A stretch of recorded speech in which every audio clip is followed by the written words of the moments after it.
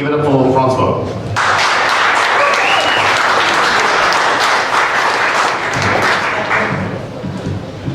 Thanks, Matthew.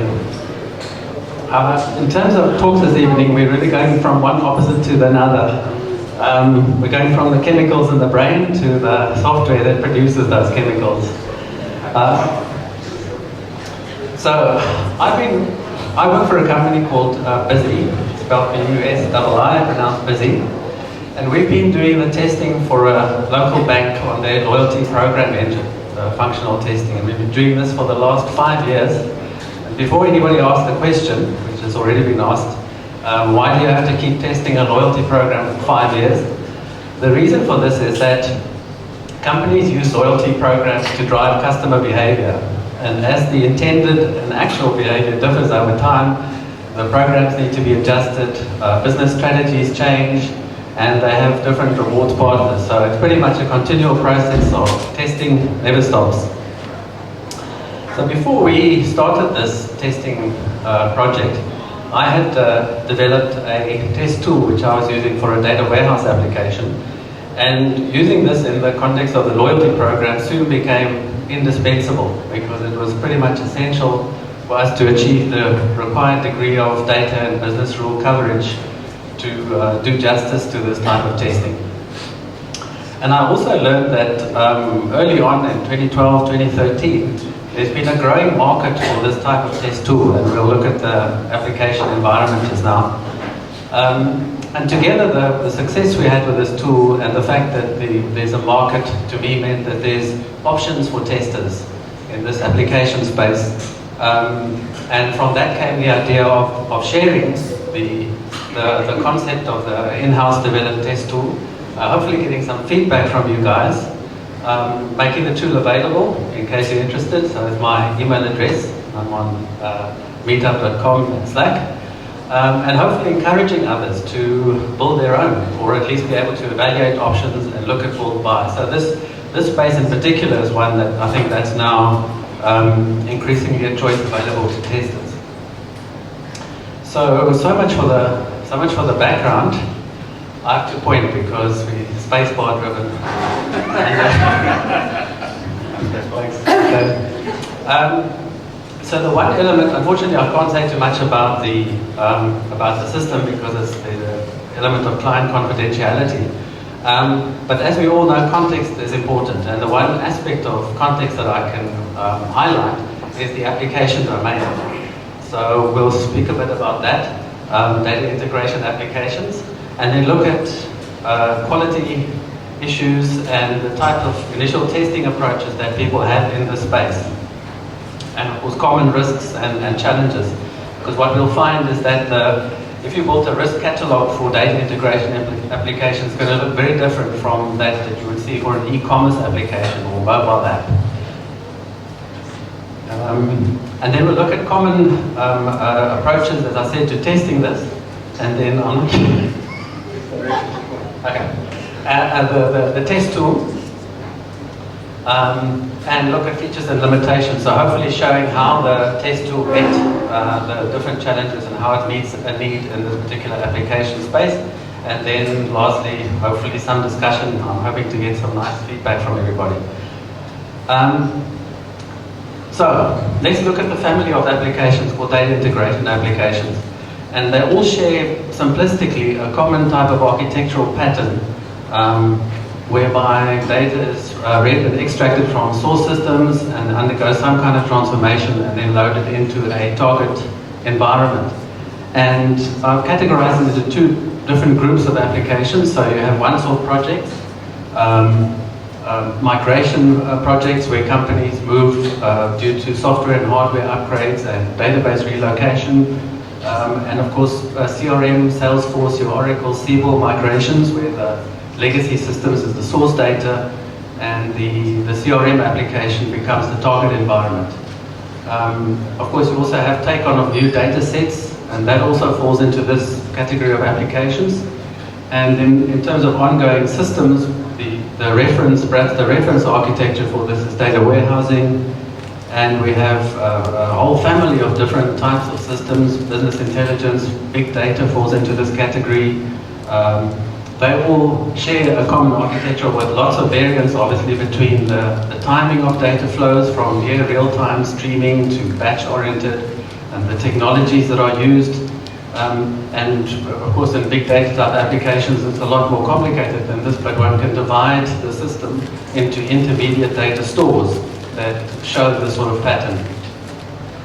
And lastly, loyalty program engines, which is what I've had some experience in, where they're very similar to data warehousing. The operational systems form the source data, and rewards need to be calculated, lots of calculations happening.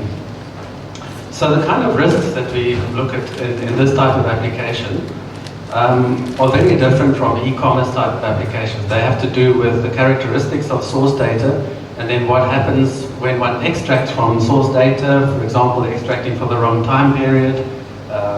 The scope of the extract can be invalid, data can be extracted at the wrong time, and then there can be errors in executing the business rules, such as, for example, fields being truncated, data types being misread, and errors in the target environment, where the scope of the target is wrong and the level of detail can be wrong as well. So what you can see is this very different from a user interactive online type of application. And in particular to this application domain is coverage issues. And here what we're looking at is that invariably the operational systems have large data volumes potentially, and so will the target environment. So that together with business rules that we have per column spell a combination of many data points that are available for testing and that can be important in testing. So especially in a loyalty program environment, for example, the loyalty program client where we are working, the source data sets can involve hundreds of millions of rows. And for each customer, well over 1,000 business rules are involved in calculating rewards. So these customers are always keen, and what people do is go onto the website and scrutinize their rewards very closely. So testers have to cover these data points quite thoroughly.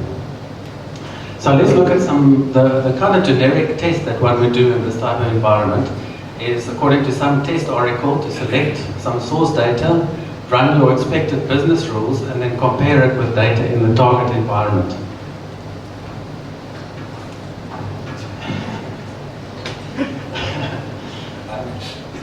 So this generically is the kind of test that creates opportunity for automation. This is where you want to look at tool use. So because this needs to be automated, and what these testers really need to look at this for automation opportunities. So can we adjust the picture? It's way up. Okay. Okay, the first type of approach would be data sampling. So that is just straightforwardly testers selecting data using their favorite SQL client and then comparing data between source and target. And this can be a useful approach initially for exploratory testing, and there's nothing invalid about this approach, but it's definitely not going to address the coverage issue, because humanly it's not possible to cover nearly the amount of data that's needed. And furthermore, this is not really something that one can automate. So to overcome the problem of detailed data checking, what testers do is run aggregated queries. This to some extent does overcome the coverage issue, because you can now touch on much larger percentages of data volumes. The problem with this is that the bug life cycle becomes more complicated, because bug reports report gross totals, and the devs and the rest of the team, they need to go and investigate and chase down the cause for different bug reports, and interrogate the SQL that was used, and the whole bug life cycle becomes complicated. Another technique that you can use is minus queries. Anybody here heard of minus queries? SQL literate amongst us have. That is a technique that can be used. The problem with that is that the source and target need to be accessed in the same SQL statement. That doesn't necessarily mean that the source and target data needs to be on the same database, but they need to be addressed by the same SQL client. And it's quite slow to run. So in general, the scenario we can sketch, my headlines are being hidden. The scenario we can sketch is that if we picture a simple picture of the source and target data, the first approach with sampling is going to look at a few rows at a time. The aggregated queries are going to choose a few columns at a time. What we really need from a test tool is to go and test everything. Go and test all the things. Bring us back all the data, or at least look at all the data, and go and pull out where the discrepancies are. So generically, this is the kind of high-level design that we can have for a test tool. Is go and select data from the source, apply business rules according to some test oracle, and then compare to the target, and bring us back differences as soon as possible. Only show differences as testers, or in fact as anybody involved in the space. We're not interested in looking at millions and millions of rows. In fact, it's not humanly possible to do that.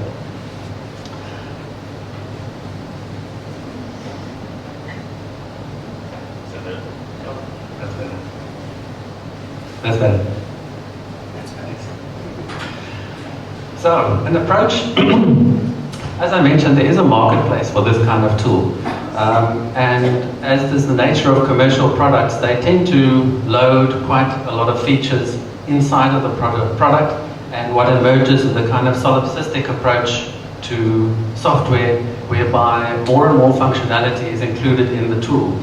The approach I took was the opposite, which has kind of been embodied in something called the Unix philosophy, which started from based on a command line environment, but what people have actually more recently found applies to microservices, web services, in fact, different types of environments that are characterized by different entities or programs that do one thing, do it well, that work together, and that handle text, because text is a universal interface. So let's look at what a test case would look like for a test tool that adopted this type of strategy. So firstly, it's a text file, and some of you may recognize, sorry, back, shift space. Might recognize this as YAML files. Does anybody here not know what YAML is? Okay. It stands for, it's one of these recursive acronyms that stands for YAML Ain't Markup Language. It's a data serialization language in the same way as JSON is. So it adopts the indentation format as Python-style indentation. So what we're looking at here is a text file that consists of three components. The two main components are the source and target component, and each one of them has a database component and runs some SQL. So the idea is that at the most detailed level, you run a test case against the source environment and you apply business rules according to some test oracle. You will see there's a group by there, and that is to enforce the level of detail of the data. So we don't want to replicate a situation where mistakenly we're selecting duplicate data and then comparing it to duplicate data in the target environment. So another few things, we introduced snippets. So at runtime, test cases can be run for individual entities, and there are snippets to run test cases for, to produce time invariant test cases, for example. So at runtime to produce logic or that will create date fields in the SQL, so the test cases don't need to be updated.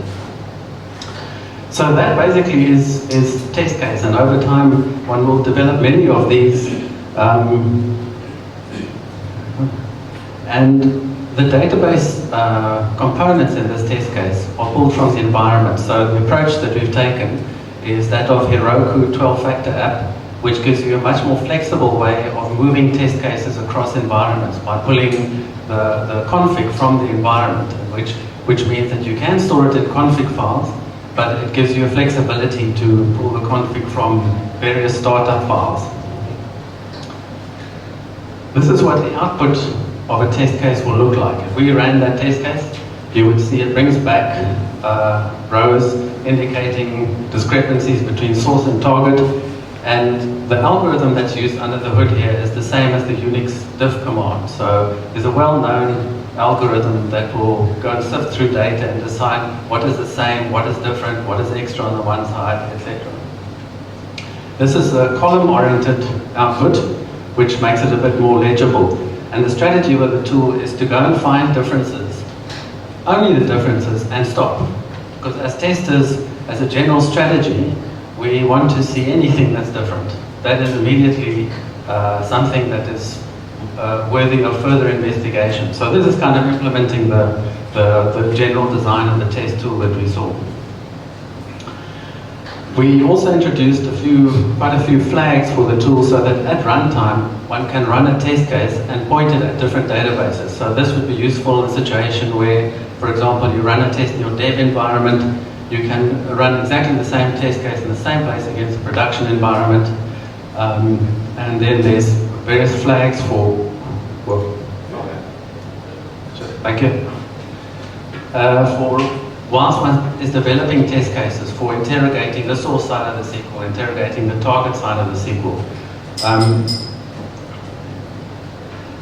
And that's the core functionality of the tool. So obviously the use of this tool is limited to situations where the data stores are SQL addressable.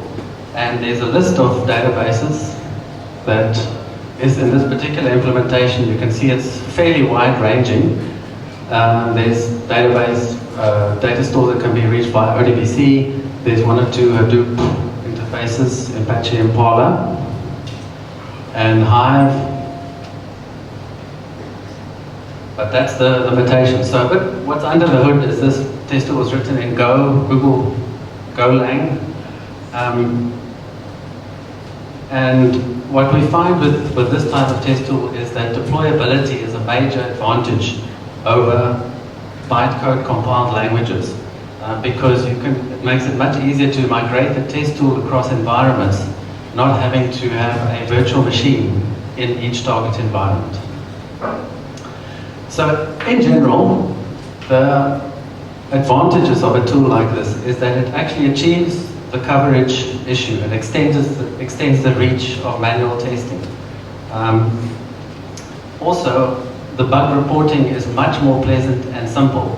So testers can feed back to devs, I have run this SQL, I've executed this business logic according to this test oracle for this particular entity, and I find a discrepancy. This makes it much easier for devs to go and chase up issues, much easier for the bug resolution, retesting cycle. On top of that, a command line interface with numeric output and text files makes it very easy for test tools to fit into job scheduling environments. Because this is what your enterprise job scheduler needs, is basically a numeric exit status and some textual output. Furthermore, what we very easily do is interface this with test management tools. So this doesn't really lack for any kind of test metrics. It just means that following the Unix philosophy, implement the test tool to do one thing well, which is to run tests. After that, it interfaces with whatever REST or SOAP API of the test management tool, and that is how all the test metrics are derived. With some scripting, this also becomes very easy to create customizable test suites. So by a bit of added scripting, one can create test suites for data sets, for target data sets, or for a collection of target data sets. And lastly, the one big advantage is that a CLI tool like this is very easily moved across from tester laptops to servers, migrated with code into different environments.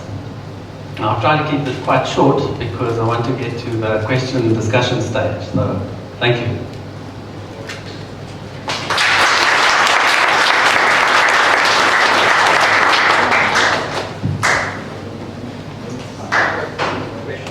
What type of SQL strategy are you actually using for this? The SQL can be the bottleneck to a lot of these type of applications. And obviously there's various ways you can do, but I'm just curious to see what you do implementation. Yes, so the current implementation, because Go has got built-in concurrency with Go routines, under the hood, what the tool does is fire off a SQL against the source side and the target side. So what happens there in terms of your database optimizer, it does a query evaluation, query plan, query rewrite, and it starts executing. That stage one finds is actually quite quick. But if you do those two steps in parallel, you at least introducing some degree of parallelism, and typically the performance bottleneck is going to be on the database. So the strategy is very, what then happens at the execution stage is very dependent on which particular database product you have. Multiple SQL databases with SQL replication. I'm not sure I understand. I'm just curious because some of these things should be coming through. Are you using SQL replication to have multiple SQL databases, or are you separating them? So no, so the tool is just set up to go and access the data stores. So wherever the source data is sitting, wherever the target data is sitting, is to go and access them wherever they are, pull them together, smash together the result sets, and then run the diff algorithm against the result sets.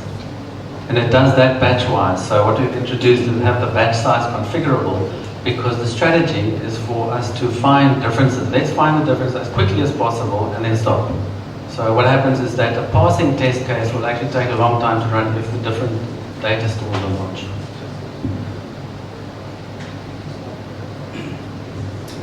Hi, I'm not sure if you can see me just stand here. Hello, my name is Orlando. I've been looking at similar tools for the past 2 months.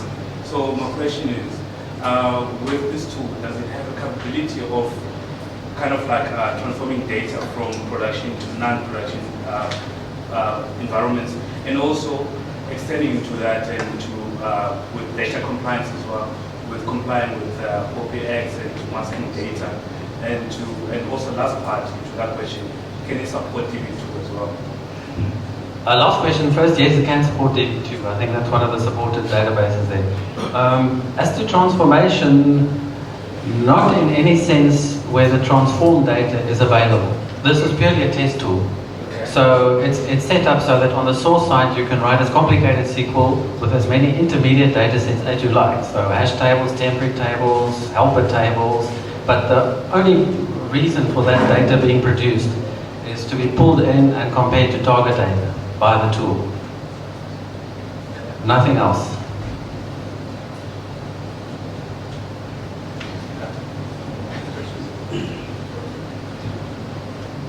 One more, please. Can you explain, like an example of a kind of full run including this tool? Like how exactly do you use it in? Like from the tester's perspective, what you do? Yeah, like Yeah. what's producing the data that's being tested by? Yeah.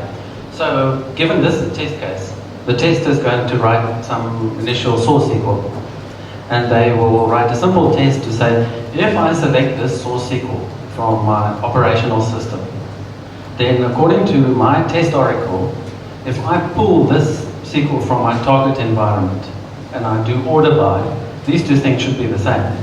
I should get exactly the same data back from both sides. So the tester writes a test case, saves the YAML file, and runs the test tool, diff-st, with that as a test case. Diff-st takes the source SQL, sends it off to the source database. At the same time, it takes the target SQL, sends it off to the other side, and waits for the result sets from each side to come back. And when it's got both, and it fetches the result sets batch at a time, it runs a diff algorithm on each batch. And it says, have I got the same? Okay, the same, throw it away, bring me back the next batch. Any discrepancy? Stop. So And that's the output that we saw there. Okay, so it's testing at ETL, for example. Is that the kind of thing that it's normally used for? Yes. Yes, it's a general tool, because sometimes what you also want to do is that according to some stakeholders, their expectations may be that I'm used to running a report against this system and I expect the data warehouse or the other system to balance to that report. So it can be at the ETL, detailed, spec-based business rule level, but it can also be used at a higher level to indicate, according to some stakeholders' expectations, or create some test case that will go and find differences. Yes. Yeah. Sorry, I don't know the way I was testing once, like years ago, so it's huge to me. Is it like, if I compare it, so you built this in-house tool, right? Is it like WinMerge, for example, where you've got like this data, so you've got your source SQL results, your target SQL results, and then it just literally line by line compares and says is there a difference. It's like in Excel, you can have 2 columns of data and say find me the differences between the two, and then you say like throws it away if they match. Yes, I haven't heard of WinMerge, but what you described was exactly what it is. Yeah, it's like a text It's like a comparison. It's a diff tool. Okay. Yeah, so if there's no difference, will you just get nothing back, or is it just like those green in the screenshot there? If there's no difference, it will return 0. That's the point of this tool, is to be used in a batch environment, just especially automated environment, in other words. So would you be watching the tool, or would you just wait for a notification to say there was one? Both use case scenarios are possible, but as I showed there, we have some flags that allows the tester, while the test case is being developed, to say, well, just go and run the source SQL for me. I want to see what this is bringing back, or just go and run the target SQL for me. But yes, in an automated environment, this would basically bring back nothing and just return 0. That's what we want from an automation test suite point of view. Thanks, Francois.